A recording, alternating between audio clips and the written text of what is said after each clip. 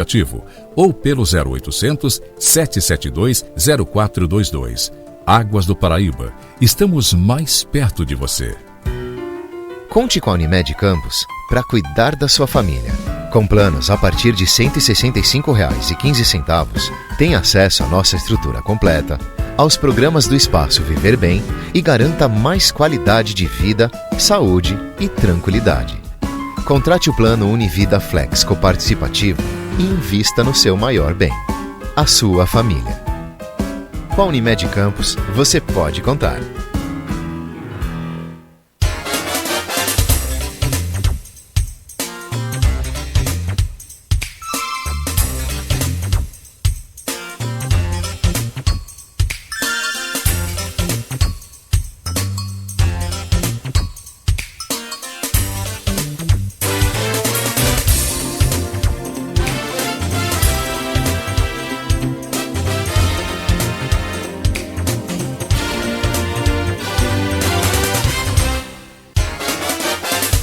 Muito bem, 8h42, de volta com o Folha no Ar, sempre agradecendo a você que nos acompanha aqui pela Folha FM todas as manhãs, ou durante o dia, no melhor horário aí, né, através do podcast, do nosso link que fica aí, né, disponível no Face, enfim, estamos no Face agora também, no YouTube, no Instagram, você pode acompanhar, e logo mais, às 17 horas tem reprise na Plena TV. Voltamos no oferecimento de Proteus, serviços de saúde e medicina ocupacional, qualidade certificada ISO 9001-2015, Unimed Campos, cuidar de você, esse é o plano. Laboratórios Plínio Bacelar, agora com Plínio Bacelar Vacina, e o apoio Unicred Norte Lagos, quem conhece, valoriza. Programa de hoje, estamos conversando com o reitor do IFE, professor Jefferson Manhães. Ele toda vez aqui é atiçado a ser candidato, é provocado a ser candidato também a entrar nessa vida pública. Mas nesse tema agora, a pergunta, e aí entra essa questão da importância dessa eleição, onde temos, né, a oportunidade de escolher os nossos representantes na Assembleia Legislativa e para a Câmara Federal, a Câmara dos Deputados. Campos surge aí com diversos nomes, como, por exemplo, o próprio Vladimir tem lá no seu grupo o Bruninho Dauari como deputado estadual, tem o Bruninho Viana também como pré-candidato a deputado estadual, o Rodrigo Bacelar, que aí vem de outro grupo, a Carla Machado, que incrementa esse quadro agora também, lançando a sua pré-candidatura. Nós temos ainda, né, para deputado estadual outros, pré-deputado, né, pré-candidato a deputado estadual outros nomes, assim como a federal, que tem a possibilidade de termos aí o Garotinho, se bem que ele ontem colocou lá, né, tentando bater o martelo no partido, que se é a governador ou a nada. E aí, Aloysio, pode voltar a Clarissa a ser pré-candidata a deputada federal. Tá no ponto final de hoje. Tá no ponto final, eu vi lá. Acordo cedo não é à toa. Ainda não tive tempo de postar.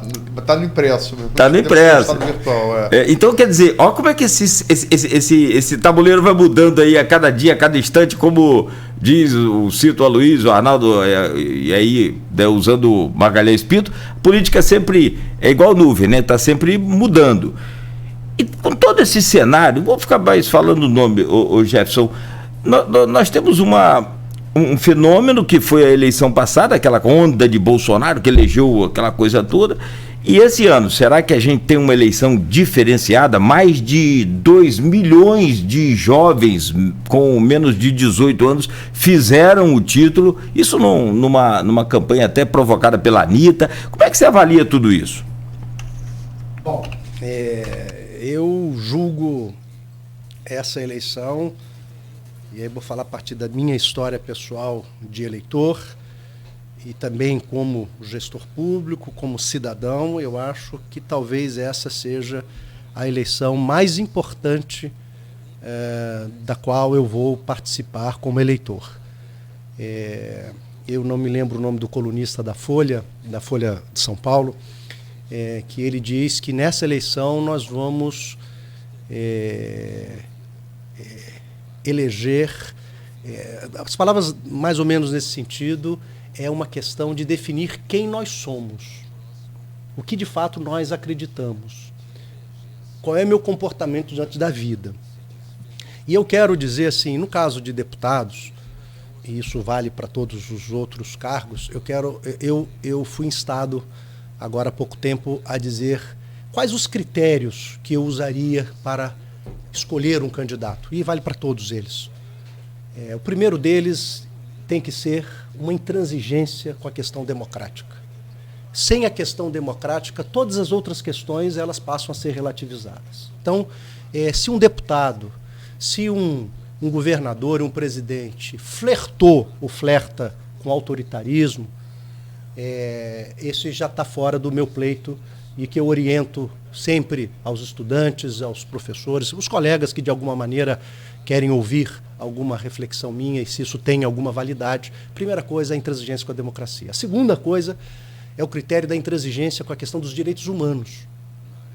Se mesmo no campo democrático eu tenho alguém que lida com o outro de maneira pejorativa ou que não vê a questão dos direitos humanos como um elemento basilar da convivência humana, do respeito ao outro, que não pode ter pessoas de uma categoria a outra, subcategorias, né, de pessoas, é o segundo critério, e aí distingue. O terceiro é o compromisso com a sustentabilidade. Quem não tem compromisso hoje com a questão ambiental, com a questão de um desenvolvimento, da Agenda 2030 da ONU, por exemplo, né? Porque todos os cientistas já estão chegando a essa conclusão majoritariamente. O tempo nosso na Terra, se nada mudar, é muito breve. Talvez não passe de 50 anos a vida da espécie humana, né? Aqui na Terra. E, em quarto lugar, naturalmente, eu não poderia fazer diferente, quem tem compromisso com a educação pública de qualidade para todos, a ciência e a tecnologia nacional. Então, eu uso esses 4 critérios e, a partir deles, eu olho aqueles que, na sua trajetória pessoal, de defesa pública, se estão associados, não no seu discurso, mas nos seus atos. Então, no caso dos deputados, aqueles que já foram deputados e que venham a ser uma pessoa que queira se reeleger e que eu tenha uma relação, tem que ser alguém que, nas suas votações, nos seus compromissos, nos seus movimentos políticos, estejam sintonizados com esses 4 pilares, nesta ordem que falei, o que eu entendo. E, no caso de deputado estadual e federal, julgo muito importante, porque o estado do Rio de Janeiro é um dos estados em que a metrópole tem muito mais oportunidades, muito mais, também tem lacunas muito mais sérias, né? E o interior é muito desfalcado do desenvolvimento. Há uma diferença muito grande entre o interior do estado do Rio de Janeiro e a sua metrópole. Então, ter um candidato a deputado, seja estadual ou federal, que tenha a sua experiência política de mobilização social em nossa região, não necessariamente na nossa cidade, mas na nossa região, eu entendo que é muito importante para o fortalecimento e a defesa das pautas do interior do Estado. Então, eu vejo que, eu vou dar um exemplo, o Instituto Federal Fluminense é a única instituição federal de educação no interior do Estado do Rio de Janeiro, do ponto de vista da sua administração central. O FRJ, Federal Rural, tem ações no interior, mas a reitoria, UF, Unirio, Pedro II e FRJ, todos eles estão na metrópole. Mesmo a rural sendo enceropédica, mas está muito no campo da metrópole. O único que é no interior é o Instituto Federal Fluminense. E o que isso traz? Isso traz, muitas vezes, uma contribuição nossa, enquanto São Federal, no diálogo com as demais, a partir de uma pauta de questões que são problemas do interior. Não significa que isso não é pautado pelas outras instituições, mas nós falamos muitas vezes porque aqui está a nossa vida, o nosso tecido de relações, então a gente pode contribuir nesse debate. Então, um deputado estadual e federal da nossa região, não necessariamente da nossa cidade, se puder ser da cidade, naturalmente isso é muito importante, mas que pense a região. Eu também não sou bairrista. Eu me lembro quando o IFE começou a criar uma série de unidades, né, a partir da expansão do governo federal, né, algumas pessoas falaram, poxa, não vai tirar recursos de campos para colocar em outros espaços? Essa é uma visão menor, porque hoje eu tinha 2 colegas da região dos lagos e um de São Fidélis, quando eu era aluno, na minha turma de mecânica, há 30 anos atrás aqui. E a gente achava, e 37 era de Campos. Ou a gente era muito inteligente, os campistas, e os outros não queriam estudar. Hoje nós temos um campo, por exemplo, em Cabo Frio, estou citando a região dos lagos, que tem 1.600 estudantes. Então, na verdade, nós demos oportunidade a esse jovem que não pode se deslocar porque ele não tem recurso, apesar da escola ser gratuita. Então, assim, alguém que olha o interior do estado do Rio de Janeiro com as suas particularidades, potencialidades e dramas, eu acho que pode contribuir mais. Então eu vou votar num deputado estadual, num deputado federal, que tenha um lastro em nossa região, e acho que isso seria alguma coisa, mas dentro daqueles primeiros critérios. Se eu não encontrar um deputado estadual e federal que não passa nesse critério, naturalmente a gente vai ampliando a abrangência geográfica. Mas a princípio a opção é por alguém de nossa região. Jefinho, vamos chegar às eleições majoritárias, né? Logicamente, majoritária a gente sempre esquece que tem um Senado também, mas Senado a gente não tem candidatura própria, até porque é uma vaga só esse ano. Vamos chegar às que monopolizam as atenções, que é governador do Estado. A gente teve, inclusive está na edição, que o Nogueira se referiu aí, falando do ponto final, está na edição do impresso de hoje, a primeira pesquisa, né, a Quaest, divulgada ontem, trouxe uma novidade na corrida ao Palácio Guanabara, que foi a primeira pesquisa, desde que começaram a ser feitas, em que a gente sabe que Freixo, como foi na prefeitura, perdeu para Crivella, Freixo tem um piso alto e um teto baixo. Ele tem muita intenção de voto, mas tem muita rejeição. Freixo vinha liderando as pesquisas todas, e ontem sua primeira pesquisa com Castro, ultrapassando Freixo nas intenções de voto. Então, parece ser um turning point aí que não tinha se registrado até esse momento na corrida. Como é que você vê esses dois atores aí que parece que vão, em todas as pesquisas ele aparece na frente, e levando essa bipolaridade para o plano nacional, e de maneira ainda bem mais acirrada, e até temerariamente acirrada, né, a disputa entre o presidente Lula, que em todas as pesquisas, há uns 2, 3 meses, patina na casa dos 40%, parece ter alcançado o teto, né? E Bolsonaro, que a partir da saída do seu ex-ministro da Justiça e ex-juiz federal Sérgio Moro, que tinha na casa de 8, 9% das intenções de voto, Moro sai da corrida e Bolsonaro herda esses votos e passa da casa dos 20% à casa dos 30%, né? Então, bem destacado dos demais presidenciáveis, bem à frente, né?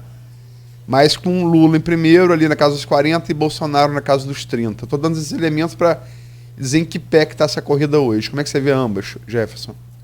Bom, Luizinho, eu acho que, como eu falei, essa eleição talvez seja a mais importante dos últimos 30 anos no nosso país. E nós estamos lidando com uma coisa muito diferente, que nos assustou, seja com a eleição do Trump nos Estados Unidos, a questão do Brexit na Europa, a questão da própria eleição do atual presidente, do governador que foi impeachmentado. Nós estamos diante de um momento, de uma metodologia de campanha que não é nova na perspectiva, muitas vezes, do conteúdo falseado, mas essa massificação e o poder que as mídias sociais têm nas pessoas é muito assustador. Porque nós estamos lidando com um grupo de pessoas que não tem vergonha de contar mentira. Conta mentira sem ficar vermelho. Eu, como uma pessoa como eu, se eu contar uma mentira, eu vou ficar sem graça. As pessoas... E pela metodologia de alguns agentes públicos, né, separam, inclusive, o gestor público do agente político. E o agente político pode contar qualquer mentira. Deslavada. Deslavada.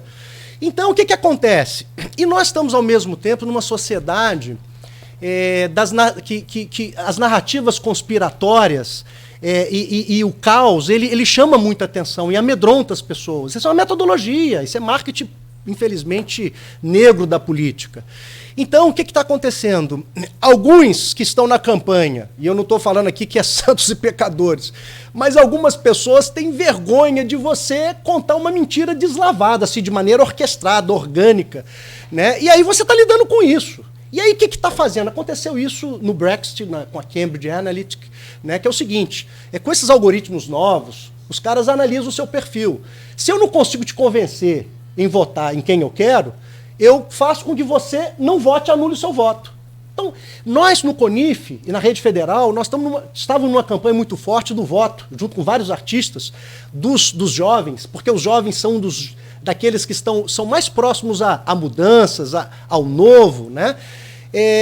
De estimular a juventude a participar do processo eleitoral, de não anular o seu voto, de tirar o título de eleitor, de não se desencantar com a política, porque nós precisamos combater um mal que está sendo colocado aqui, que é tratar a coisa pública, inclusive de maneira muito privada. Eu não me lembro da AGU defender uma pessoa física.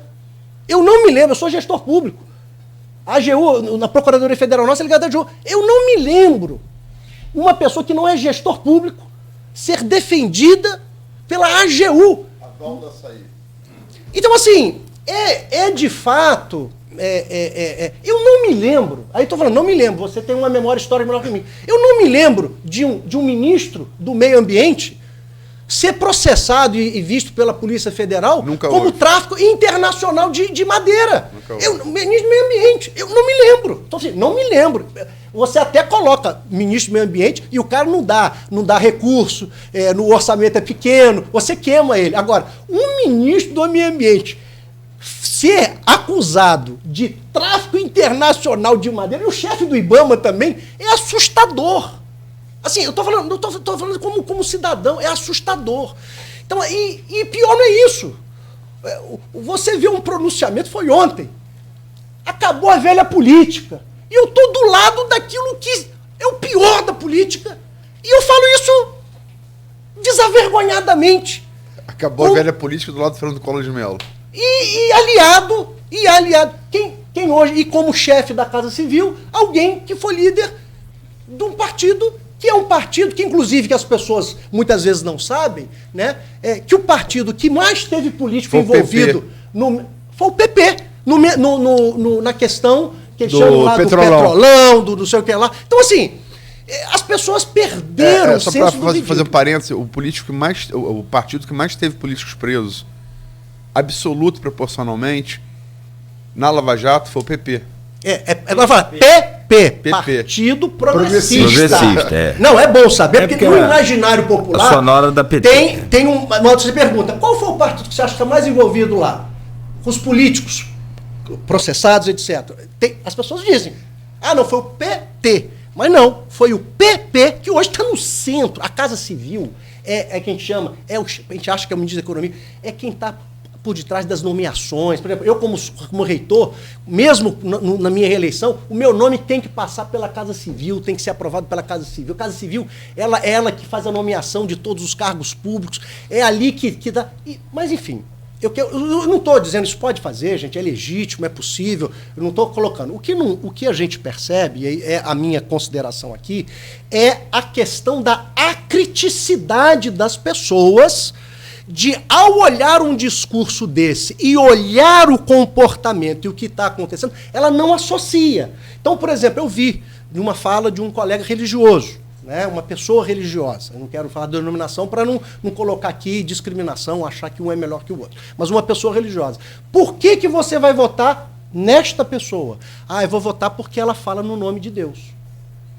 E eu posso falar no nome de Deus e, ao mesmo tempo, me descomprometer com o compromisso da vida dos cidadãos, sequer para dizer uma condolência às famílias enlutadas, 660 mil, quase 670 mil do Brasil. Então, não conseguir... nós estamos hoje, Aloysinho, Nogueira, Beto, nós estamos hoje, infelizmente, na sociedade da superficialidade. cada vez mais superficial.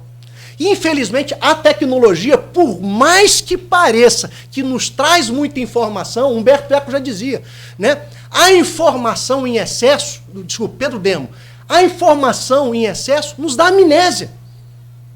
É uma contra-informação. Humberto Eco e Pedro Demo apontam isso. Por quê?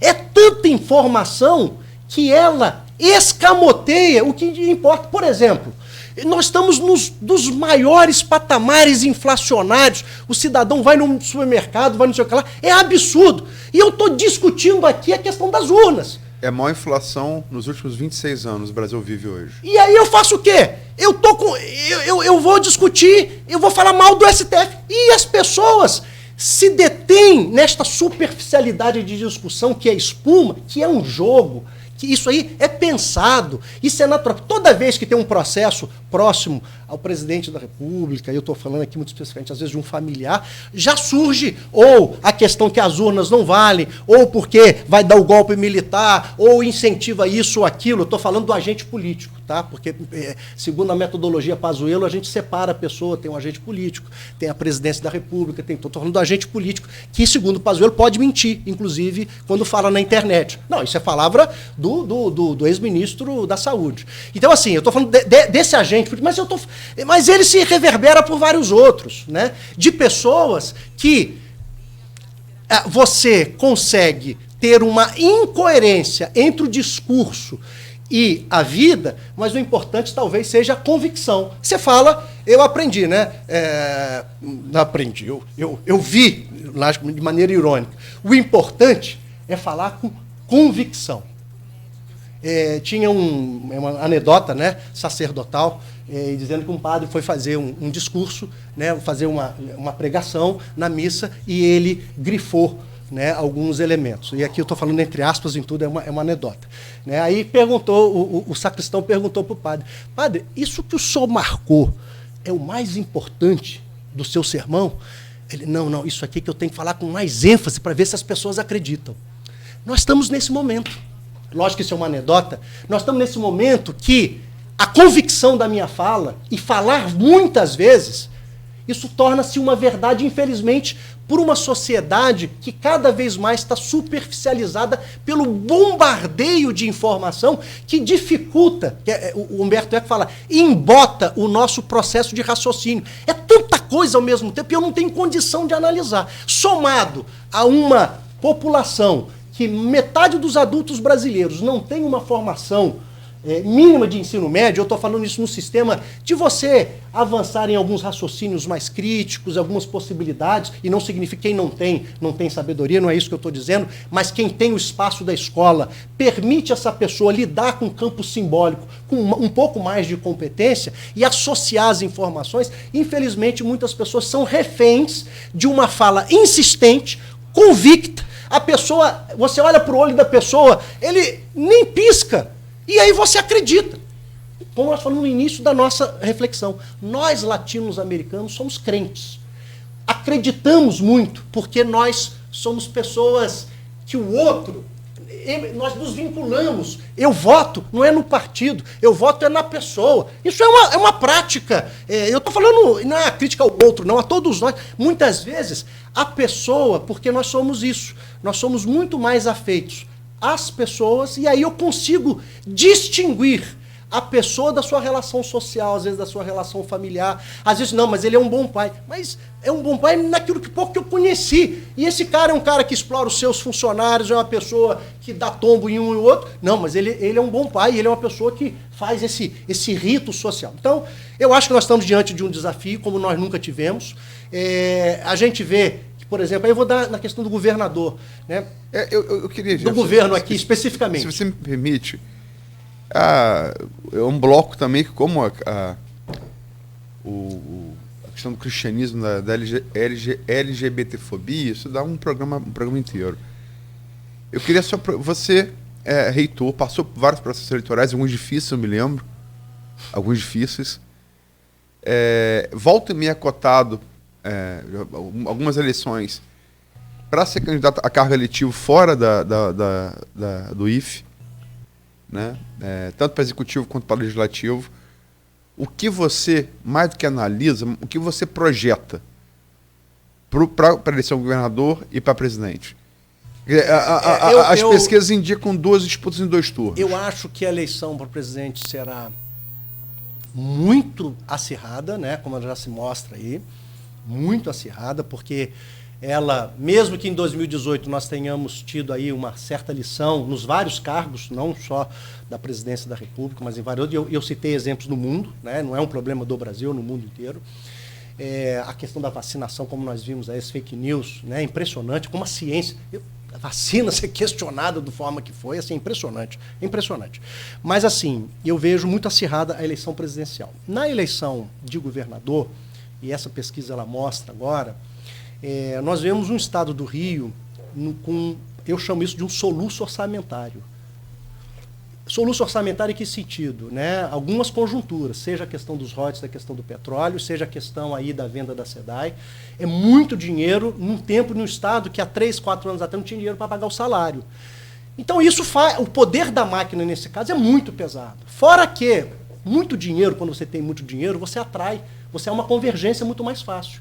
Então, por exemplo, a candidatura, por exemplo, do governo Cláudio Castro é uma candidatura que, entre aqueles que estavam próximos, não há nenhuma divergência. Pelo contrário, só vai amalgamando, seja prefeito, seja pessoa, e estou falando isso de maneira legítima, é normal isso. A candidatura do principal opositor, o Freixo, que aparecia naturalmente à frente, ela ainda não tem a convergência daqueles que, em tese, está numa disputa, a vaga do Senado, a vaga disso, e nos bastidores, me parece também, que há um jogo duplo. Eu falo que eu estou aqui, eu estou lá. Se o Brasil é difícil compreender, o estado do Rio de Janeiro, politicamente, eu acho que é muito mais difícil, né? Então, o que eu acho que essa pesquisa expressa é o que todo mundo, e não acho que também vai ser uma campanha... Então, acho que não, mas pode ser, pelo que está acontecendo até agora, se não houver uma mudança. A tendência, ela apresenta hoje uma convergência muito maior de atores políticos na campanha do atual governador do que na campanha dos principais opositores. E isso, naturalmente, favorece para uma campanha, porque você tem mais pessoas remando para o mesmo lado. Você pode até discordar o lado, mas que as pessoas estão remando, até porque a máquina pública tem um peso muito grande, né, quando ela tem dinheiro. Né? Até um ano, na eleição de 2018, era um caos. Né? Mas hoje, quem está na máquina pública tem uma tendência maior de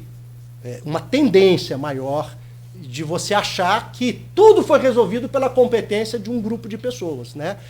No primeiro, lógico, as pessoas, quem está no poder tem que falar isso mesmo, né? Mas a gente sabe que há um soluço financeiro e não me parece, Aloizinho, não me parece que nós estamos fazendo ações estruturantes quando esse soluço deixar de existir, porque vai acontecer, se as próximas gestões elas terão as mesmas oportunidades que a atual. Então, o Rio de Janeiro, que foi talvez o estado, e aí posso falar do município de Campos, que até 2, 3 anos atrás o Brasil estava com uma crise, mas o estado do Rio e a cidade de Campos estavam numa crise muito maior. Agora a coisa ela se inverte um pouco. O Brasil vem se lastreando com uma crise gravíssima e o estado do Rio e também aqui a região dos royalties, né, ela apresenta um orçamento que ela dá uma possibilidade, uma impressão de que as coisas estão resolvidas e foi resolvido. Não, nós estamos no momento apenas de uma alteração no cenário. Por quanto tempo isso? Eu não sei, mas que isso tem um impacto eleitoral muito forte e, naturalmente, as pessoas que estão à frente dessas administrações vão tirar proveito disso e qualquer um tiraria proveito disso, tá? Então aqui não é uma crítica, é natural isso, mas dizer que isso torna muito assimétrico o debate das ideias. Eu gostaria de uma sociedade diferente, uma sociedade que, de fato, a gente pudesse tratar os temas de uma maneira mais profunda. Mas essa campanha será tão superficial, ou até mais do que a anterior, e nós seremos muito mais reféns das fake news, porque tem um grupo de pessoas, mais organizada, que não tem qualquer compromisso com a verdade. Se eu puder contar mentira para você e vou soltar isso na rede, isso tem, hoje inclusive no próprio STF tem lá o que chamam de gabinete, uma suspeição de que há um gabinete do ódio, tem essas questões chegando a pessoas muito próximas de pessoas importantes da nação, e isso eu nunca vi, com dinheiro público, com financiamento de maneira indireta, por propaganda. A gente olha a questão orçamentária, de onde está sendo o recurso público colocado para a questão de propaganda, fortalecendo determinados sites e portais que não tem compromisso com a verdade, tem um compromisso com um tipo de olhar e muitas vezes deslastreado da realidade. Mas esse é o jogo que nós estamos, não vai ser fácil. Se alguém achou que ia ser fácil, eu tenho certeza que quem é mais crítico hoje já sabe disso. Nós temos que estar empenhados em desmistificar, mas eu estou falando de um caso pessoal, né? Uma pessoa muito próxima a mim dizendo, eu vou anular o meu voto. E aí eu expliquei, olha, não conseguiram te convencer em votar em fulano, porque a pessoa com que ela está lidando. Mas pode ter certeza, essa é a segunda estratégia. Vai então, já que não conseguiu te mudar para você votar em quem ela quer, ela vai te convencer que ninguém presta. Porque foi isso que usou no Trump, foi isso que usou no Brexit, e os algoritmos, eles facilitam isso, né? Ele joga uma informação, se você adepta e respalda, então você é um candidato para votar no meu candidato. Se você não replica, você é uma pessoa que eu tenho que te desestimular a estar na eleição ou anular o seu voto. Então, nós temos que falar isso com a juventude, temos que falar isso com as pessoas, esse é o jogo. Entendam, vão dizer, se você perceber que você não vai votar em quem esse grupo quer, eles vão tentar te convencer que ninguém presta.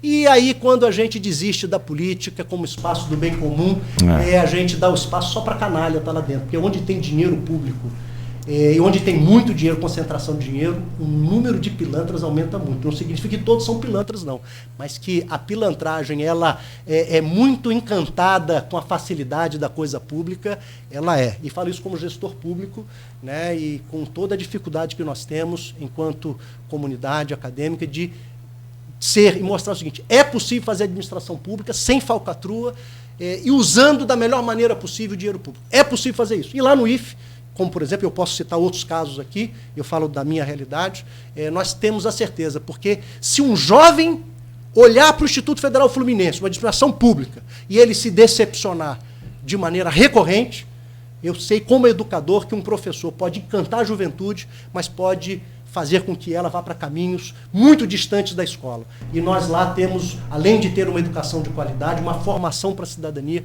nós não podemos decepcionar a juventude e mostrar o seguinte: é possível sim fazer administração pública com seriedade, usando bem o recurso público, né? Hoje nós temos uma administração de quase $500 bilhão naquela instituição, onde folha de pagamento e no funcionamento. E posso dizer, tenho orgulho de estar à frente de uma instituição que não só da minha contribuição, eu aprendi isso lá, que a gente consegue fazer uma administração pública muito séria, que encanta. Tem erros? Lógico que tem. Lógico que tem. Perfeito. Né? Mas de maneira geral, eu tenho certeza que a gente acerta mais do que erra. Perfeito. Jefferson, te agradecer, são 9h14. Se eu for falar aqui de orçamento, se um país que tem orçamento secreto, fake news, acaba ficando... né, quase que... não posso... eu fui lembrar. Ô, Cristiano. Olha, o orçamento de toda a rede federal, 670 escolas no Brasil, de funcionamento são 2 bilhões e 300. De todas as universidades federais do Brasil, 4 bilhões e 500. Juntando os dois, vamos botar 7 bilhões. Vou botar 8 bilhões.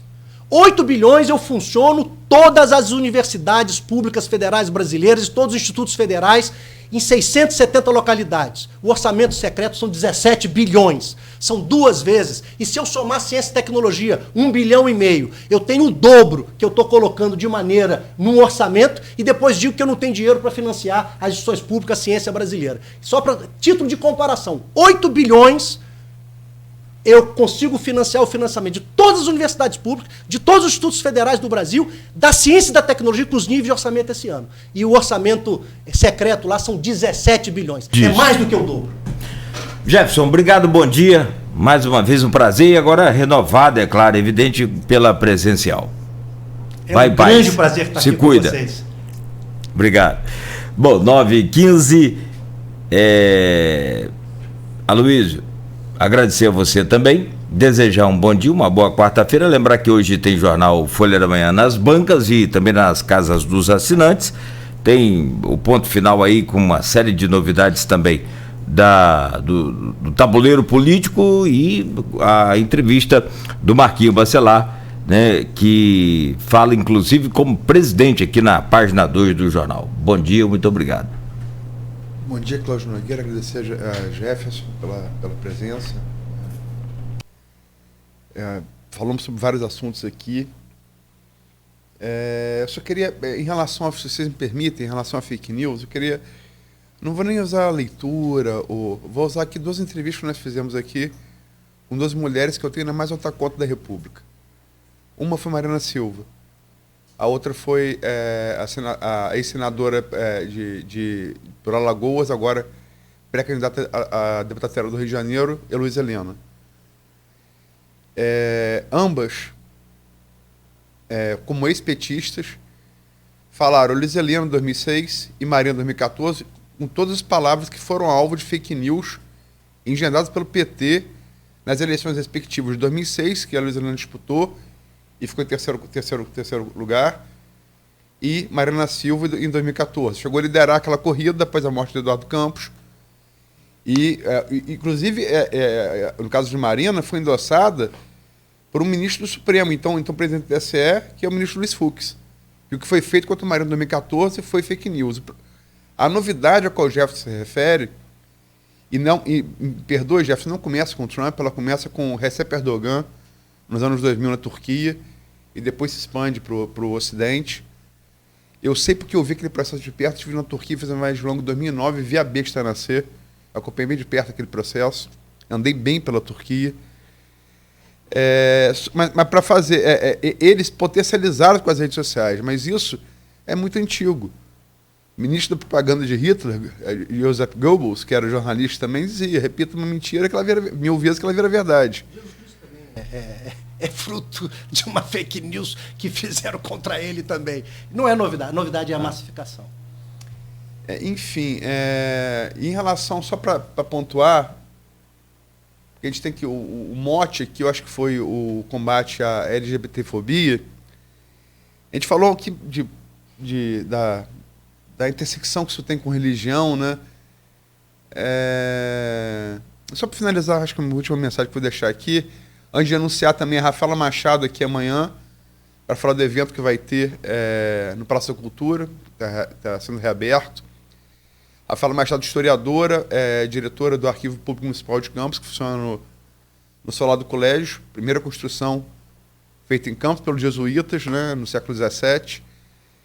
Mas a gente falou aqui sobre profetas e sobre reveladores de mensagens religiosas, mas em relação à LGBTfobia, o combate a ela que é necessário, acho que são... às vezes se fala que poeta é meio profeta, né? Eu lembro de 2 poetas aqui sensacionais, um americano e um francês, né? O Walt Whitman dizia I believe in you, my soul, the other I am. Eu creio em você, minha alma, o outro que sou. E outro é um rapaz chamado Arthur Rimbaud, né? Moi, je suis un autre. Eu sou o outro. Eu acho que essas 2 mensagens aqui, desses 2 grandes poetas, servem para o que a gente falou aqui com mais palavras.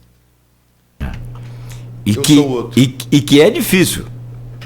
Quase impossível, ainda mais nesses tempos complicados que vivemos. Ser o outro é quase que impossível.